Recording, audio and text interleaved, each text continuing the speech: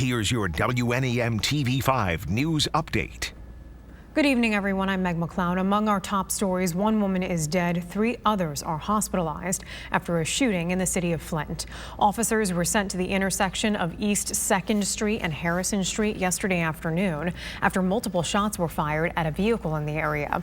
After driving away from the scene, the vehicle carrying 4 people crashed further south on Harrison just after East Kersley.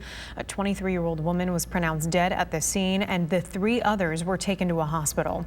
A 24-year-old woman is in critical condition, a 21-year-old man is in serious condition, and a 21-year-old woman is in good condition.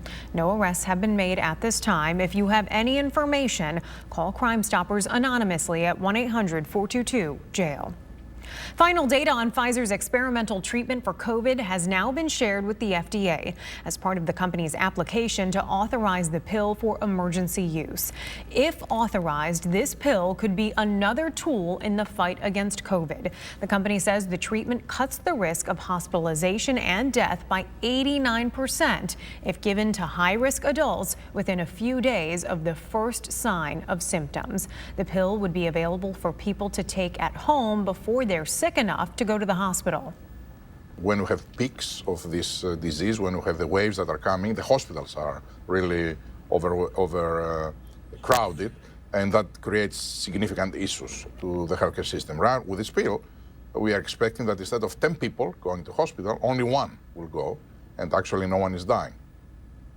The company says it expects the drug to retain activity against variants like Omicron, and it appears to do so in lab tests because the drug blocks an enzyme involved in viral replication.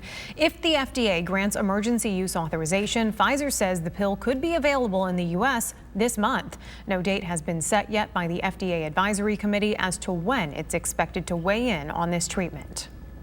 If you're still looking for a dose, there will be multiple vaccine clinics in Flint this week offering first, second, and booster shots.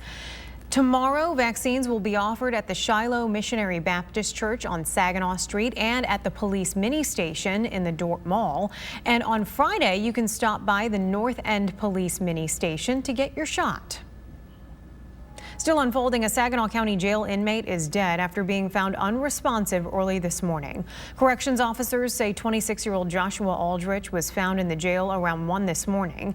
He was given life-saving treatment by both jail and medical staff, but did not regain consciousness. An autopsy has been scheduled. And now here's Brian with our forecast. There, Megan, a windy forecast at that. We are bracing tonight for the return of similarly high winds to the ones we saw from last Friday night into last Saturday. We have a wind advisory in effect for most of mid-Michigan for all the tan shaded counties that you see here, as well as a high wind warning for Clare, Roscommon, Alcona, and Huron counties, where winds will be especially strong in those areas, gusting in excess at times of 60 miles per hour, with wind gusts over 50 miles per hour likely in any of the wind advisory zones. Basically, potential for some wind damage is certainly high as we head into the next 24 hours, and of course, widespread power outages also likely to be an issue again. Now, here's why. We look at the First Warn 5 Sky Tracker. We have this powerful storm system rolling off of the Rockies and into the Central Plains here tonight, and this thing is doing a little bit of everything out there tonight. First and foremost, it's producing a massive line of strong to severe thunderstorms barreling through Iowa and into Missouri. These storms at times have had ground speeds anywhere from 80 to 100 miles per hour. They've been producing hurricane-like conditions as they've barreled through some areas in the central U.S. here tonight. On the system's north end, where there's much colder temperatures, we've got snow in the Dakotas.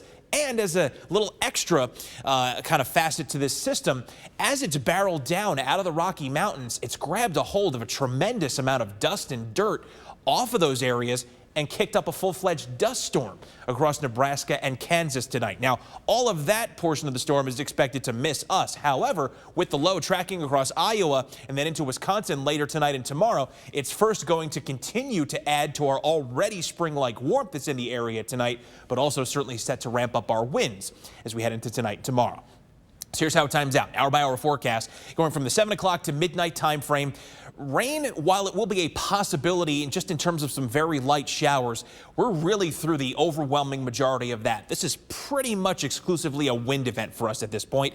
By midnight, a lot of our temperatures under these cloudy skies and sporadic areas of some light rain climbing into the middle and upper 50s, peaking around 60 degrees in most locations by the time we're hitting about 6 a.m. Cold front is beginning to move in around that time. We may see one last push of some showers.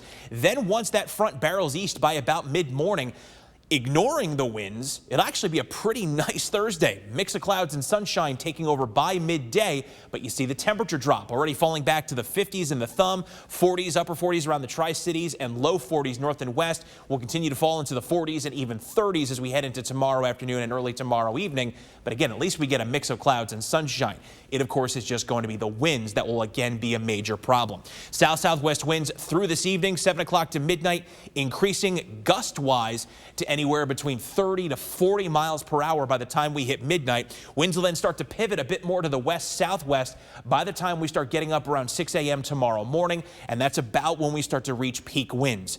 Gusts 50 to 60 or more miles per hour in some cases, holding that through about midday, then gradually and very small change in the winds as we head into tomorrow afternoon and evening, really only backing off to about 20 to 30 mile per hour gusts even as we head into tomorrow night. But at least the worst of the winds will get out of the picture by the time we hit about tomorrow evening. Still, make sure you secure any loose objects around your home, be prepared for some power outages, and make sure any devices that you need to have charged are charged. Temps will start in the 50s this evening, climbing overnight toward about 60 degrees with a few showers possible. Very windy for tomorrow, but at least with a mix of sun and clouds. After temps in the 60s in the morning, we'll fall to the 40s and 30s in the afternoon. And then the 30s will be here to stay. Friday through Wednesday, highs in the 30s through that entire stretch. A mix of sun and clouds and less breezy on Friday. Chance for some snow showers over the upcoming weekend. And a variably cloudy start to winter coming up on Tuesday when it officially arrives just before 11 a.m. Remember to tune into WNEM TV5 on air and online 24/7 for the latest news, weather, and information.